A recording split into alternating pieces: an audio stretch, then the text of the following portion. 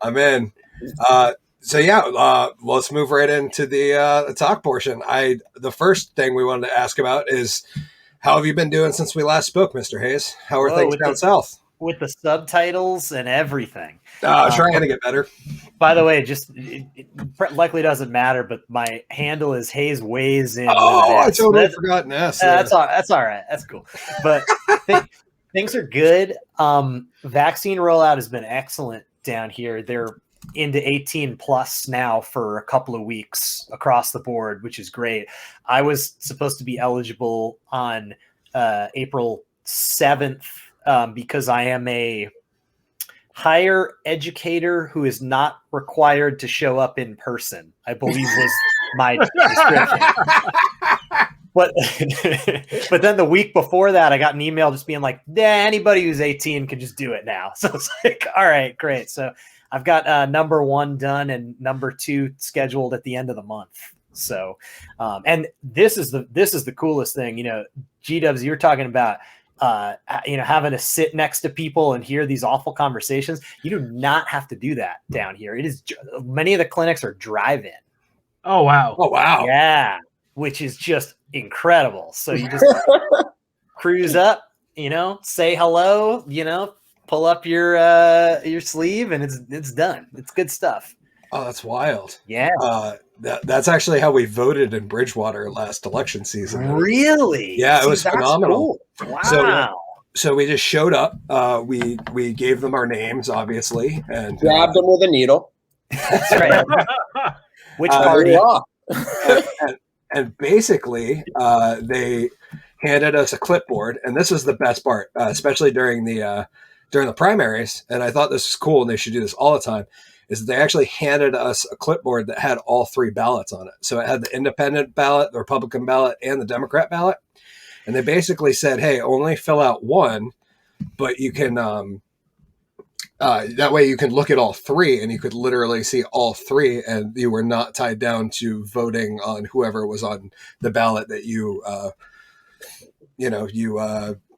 identify with. I suppose. Absolutely. For sure. So I thought that was really cool. And then you have the ability to write in, if you're like a guy in the middle that doesn't care, you could write in whatever you think for primaries. I thought that was really cool. But yeah, we drove up, they handed us a clipboard with all 3 ballots and a pencil, and we got to keep the pencil. And then we just hand back the clipboard, and they put the 1 ballot you voted on in the ballot box and the other 2 in the discard. So it might be a little more wasteful than a normal election, but it was nice to see that. Yeah, I got a free pencil. It's the new, I think I even posted on Instagram. I was like, hey guys, it's the new I voted sticker. You get a Ticonderoga number 2 that's like 2 inches long. It's like you can go play golf afterwards. Analog writing. It's funny because like in certain places in the country, you have to be registered to a party in advance. And you have to pick a political, party and be registered and part of that party. And then in other places you don't. Like in Vermont, we have a very an interesting way of voting here that's probably much more lax than you can register to vote the day of the election, which is unique in Vermont.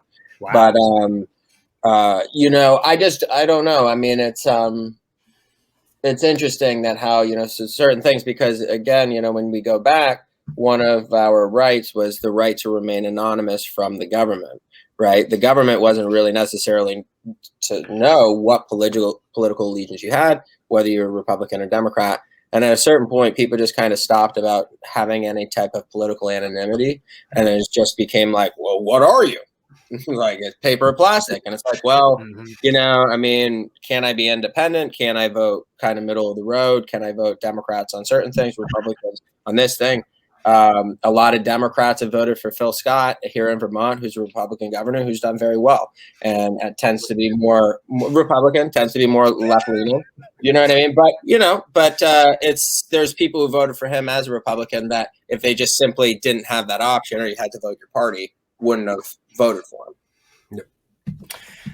Yeah, I remember in New York, you have to. Were you ever registered to vote in New York, Collen, or did you always? Yeah, so you have to declare a party. Yeah, I remember in Greenwich Village, I had to do that. And there you go. Yeah. I don't remember specifically what race this was for, but I remember the first time I voted in New York, I actually registered Republican. I typically vote Democrat, but not always.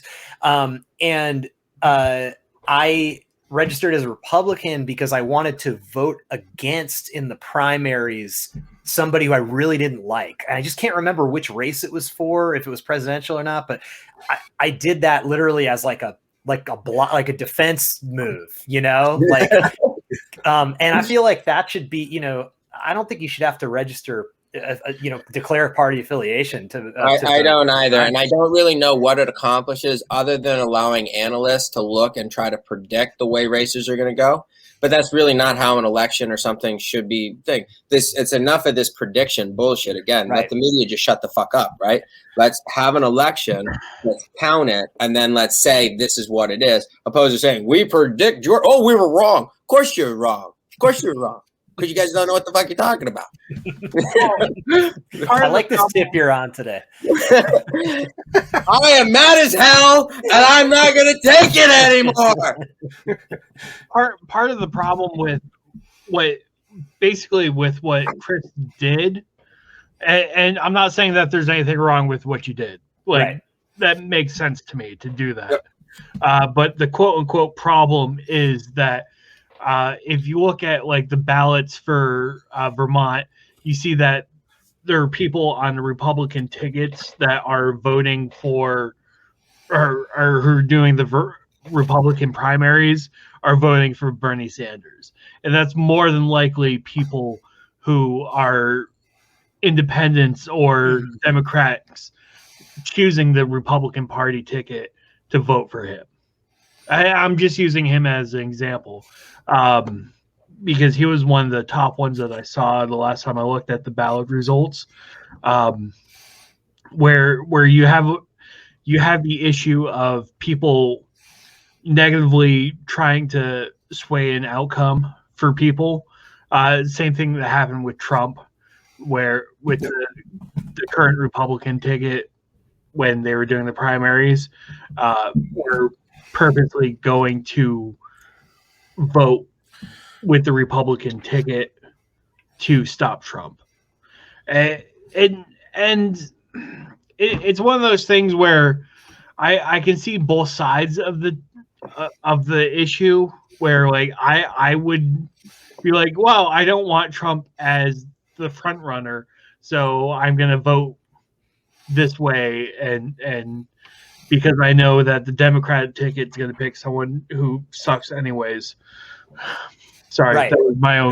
No, that was literally the exact situation I was in. Yeah, you described it exactly right. So I'll pitch my solution to this and see what you guys think. Now that we're way off tangent and is that I honestly think the solution to this problem is that we remove the D's and the R's and the I's after people's names on the ballot, so that Hickory. So it would create It creates a voter base that actually knows what the fuck they're voting for. Because a big problem we have in America is nobody like actually does any research. They will either blindly believe whatever, whether it's Carlson or it's Stelter or it's Maddow or any of these fucking personalities that are practically just entertainment at this point. They'll lean on those and just be like, oh, I'm going to vote however, Ryan Stelter told me to. And a step further than that, even those are the people who have never even turned on a television and they just get a party ballot and they say, I'm going to go D's all the way down. D, D, D, D, D, D, D, D, D, D, or R. Either way. So I realize there is other issues with that, in that you might have a circumstance where people that don't know what they're doing just vote for the first person on the ballot. And my solution for that is, what if all the ballots were randomly generated in order? So like, if I had a ballot and you had a ballot and it's like, okay, we got Governor Scott, G.W. Foley, Hickory, and Collen, and we're all running. And yours is ABCD, but I get one that's CDBA. And they're just mixed up. And the problem is the same thing's going to happen that happened on my SATs, where I'm going to look at your card and I'm going to be completely different answers, and I'm just going to screw myself right then and there.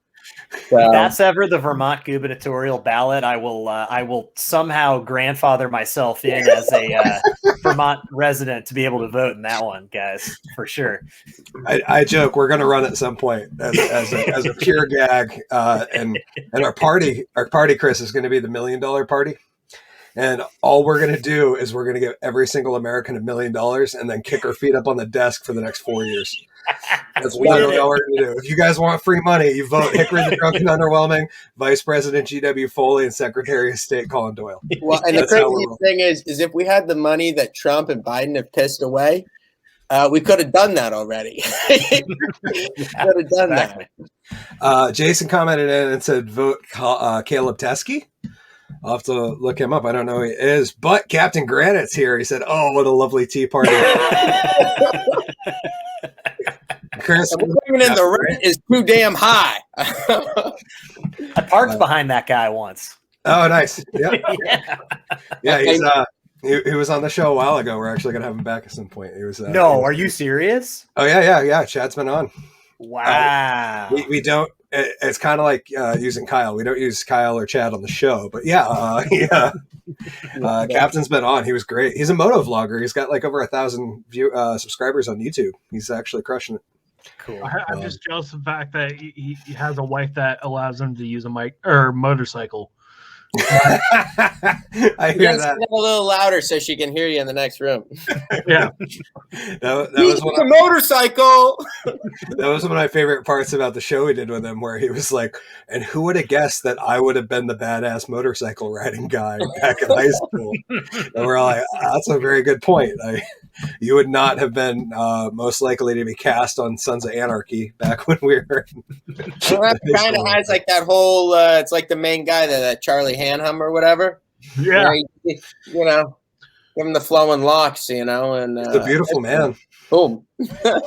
Everyone thinks I ride a motorcycle. I'm like, I'm too fucking afraid. Like I do not have enough control. Like I don't even ride a bicycle. Like. Me too. It was one of the. Well, I've ridden a bike, but mostly they're stationary.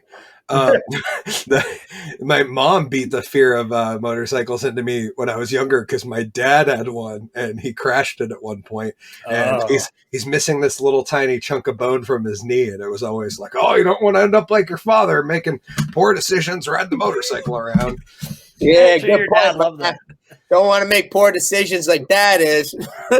I was like, "Mom, he uses a table saw every day at work. You're telling me that a table saw is less dangerous than a motorcycle? What are you talking about?" He uses a table saw at the time with his two good fingers. It's funny nowadays, speaking of motorcycles, like how like you have to have booster seats till you're fucking 13 in the state of Vermont. And, like, oh, you're finally hit 13, you can leave the booster seat behind. I remember being 6 and my dad throwing me on the back of a fucking motorcycle going, "All right, hold on, don't fall." Or sitting in the back of a station wagon where there was no seat belts and being like, "Wow, this is really interesting," looking back through the back of the car while we're headed forward. Yeah, facing off the car behind you. We're gonna move right. Oh, we got a couple comments. Captain comments in and says, "See, I won't use the table saw." Yeah, me neither, dude. They scare chainsaws, especially. They scare the hell out of me. We're gonna move right into the next subject of the evening.